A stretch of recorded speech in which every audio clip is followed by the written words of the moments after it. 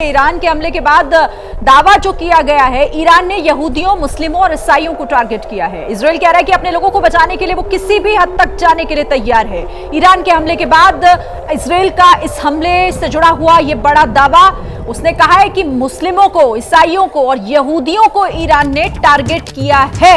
200 से ज्यादा बैलिस्टिक मिसाइलों से यह हमला किया है और अब इसका खामियाजा भुगतने के लिए ईरान तैयार भी रहे। लेकिन उसने ये जरूर बताया कि इस हमले के पीछे किस तरीके से, कौन टारगेट पर था, कहां पर यह हमला किया गया है, कौन सी वो जगह है और क्या किसी एक पर्टिकुलर जगह को निशाना बनाया गया, इसकी डिटेल्ड जानकारी का हमें इंतजार रहेगा। लेकिन फिलहाल इजराइल की तरफ से जो बयान जारी किया गया है, जो दावा इजराइल कर रहा है, वो ये, उसमें यह बताया गया है कि उसने यहूदियों को, मुस्लिमों को, ईसाइयों को, सबको टारगेट किया है। 200 से ज्यादा मिसाइलों से अटैक, अपने लोगों को बचाने के लिए बार बार इजराइल ये कह रहा है कि हम पूरी तरीके से प्रतिबद्ध हैं और हम अपने नागरिकों को सुरक्षित रखेंगे।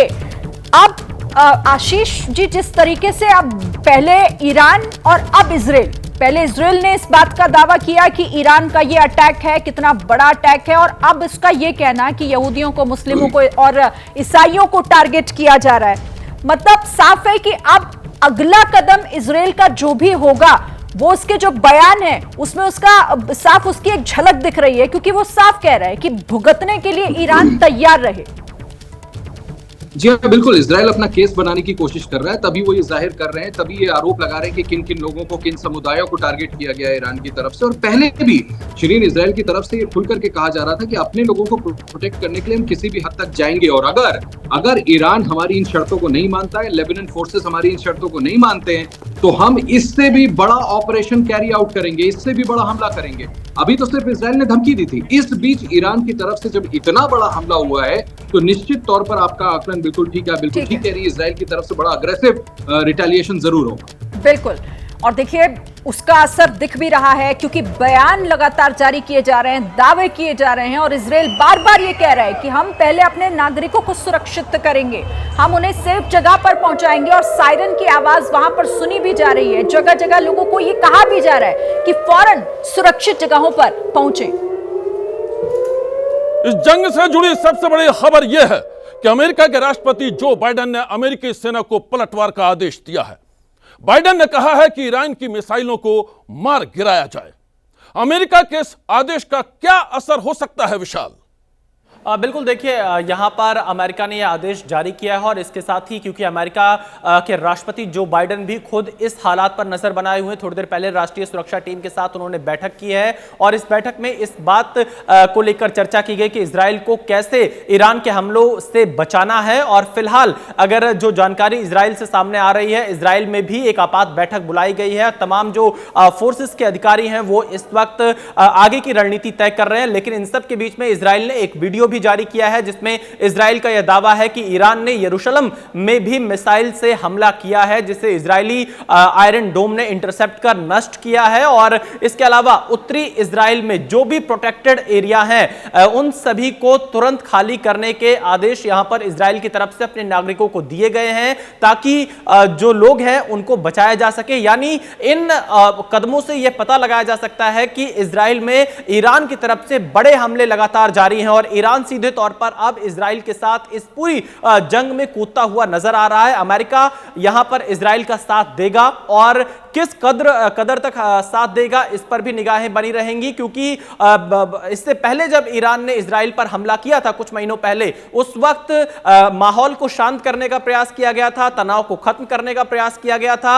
लेकिन इस बार ऐसा नहीं लगता है कि तनाव खत्म करने का प्रयास अमेरिका भी कर पाएगा, क्योंकि इजराइल पर बड़ी संख्या में ईरान ने इस बार जो उनके रिहायशी इलाके हैं, जहां पर बड़ी संख्या में नागरिक रहते हैं, उन इलाकों को निशाना बनाया है। खासतौर पर तेल अवीव एयरपोर्ट के आसपास के इलाकों को ईरान ने निशाना बनाने का प्रयास किया, हालांकि उसमें सफल नहीं हो पाया है। जो इजरायली डिफेंस सिस्टम है उसने उनके तमाम मिसाइल्स को और रॉकेट्स को यहां पर नष्ट किया है। तो देखना यह होगा कि अमेरिका अगला कदम क्या उठाता है। फिलहाल अमेरिका के साथ साथ इजराइल में भी इस पूरे हालात को लेकर बैठक चल रही है, और इन सब के बीच में जो भारतीय भारतीय नागरिक इजराइल में हैं उनको लेकर भारतीय दूतावास ने भी एक एडवाइजरी जारी की है। लोगों को बंकर्स के आसपास रहने की सलाह दी है, खुद को भारतीय दूतावास तेल अवीव के साथ रजिस्टर करने की सलाह दी है।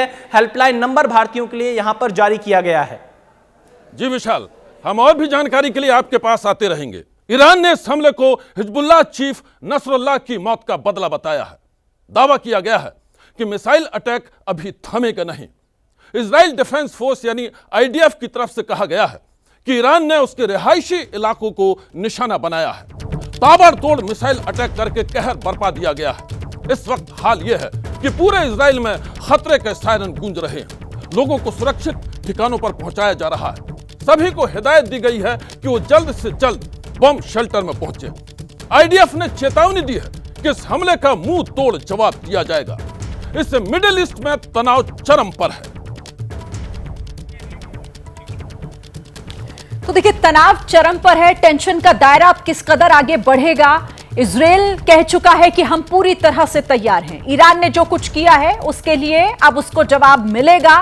समय और जगह हम चुनेंगे। आप जरा इजराइल जो कह रहा है, जो उसके शब्द हैं, जिस तरीके की बयानबाजी उसकी तरफ से की जा रही है, उस पर गौर कीजिए। आपको समझ आएगा कि अब अगली जो भी कार्रवाई होगी, जो जवाबी कार्रवाई होगी इस हमले की इजराइल की तरफ से, वो कितनी खतरनाक हो सकती है। क्योंकि इजराइल पहले ये कहता है।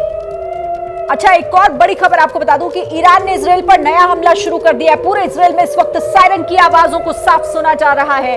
इजराइल में रिहायशी इलाके खाली करने के आदेश दे दिए गए। सभी नागरिकों को शेल्टर्स में भेजा जा रहा है। लोगों को बम शेल्टर में रहने के लिए ही कहा गया है। अभी ईरान ने इजराइल पर नया हमला शुरू किया है। पूरा इजराइल इस वक्त सायरन की आवाज से गूंज रहा है। तो पहले 200 मिसाइलों से अटैक किया गया और अभी ये नई ताजा जानकारी कि नया हमला भी ईरान की तरफ से इजराइल पर किया गया। यानी कि हमले रुक नहीं रहे, क्योंकि इससे पहले जो 200 मिसाइलें दागी गई वो हमले विफल रहे। हमले का प्रयास तो किया गया नुकसान पहुंचाने का, लेकिन जैसी जानकारी मिल रही है उन्हें नष्ट कर दिया गया है। उन हमलों का असर जमीन पर नहीं होने दिया गया। लेकिन अब क्योंकि हमला तो हो चुका है और ये जंग का आगाज भी हो चुका है, ईरान की डायरेक्ट एंट्री इस हमले के जरिए ये बताती है कि अब ये तनाव जो है वो सिर्फ दो देशों के बीच नहीं रह गया, इसका असर व्यापक होगा। आप तस्वीरों को देखिए जरा कि कैसे आसमान से ये मौत बरसती हुई साफ दिख रही है।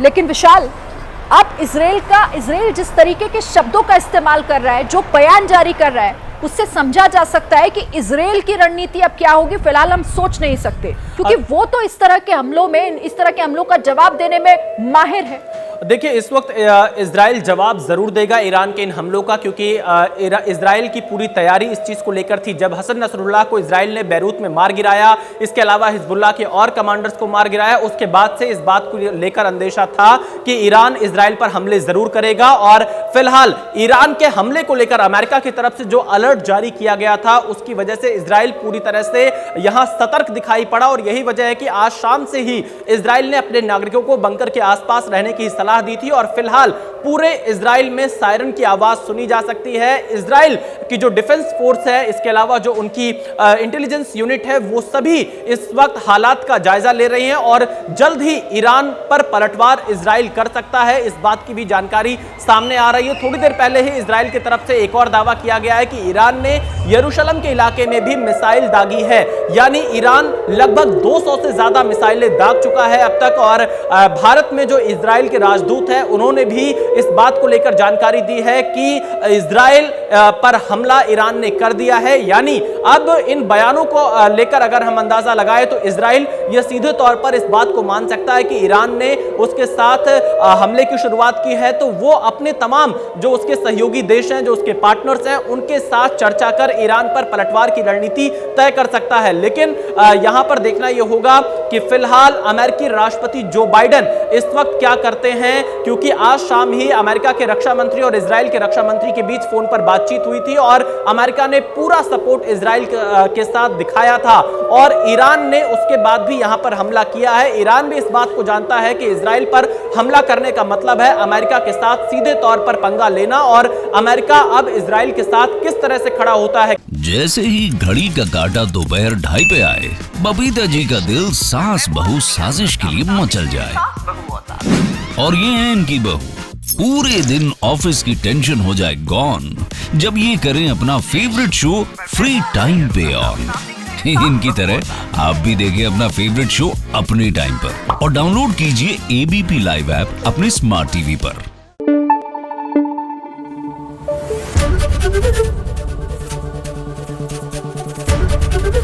एबीपी न्यूज आपको रखे आगे।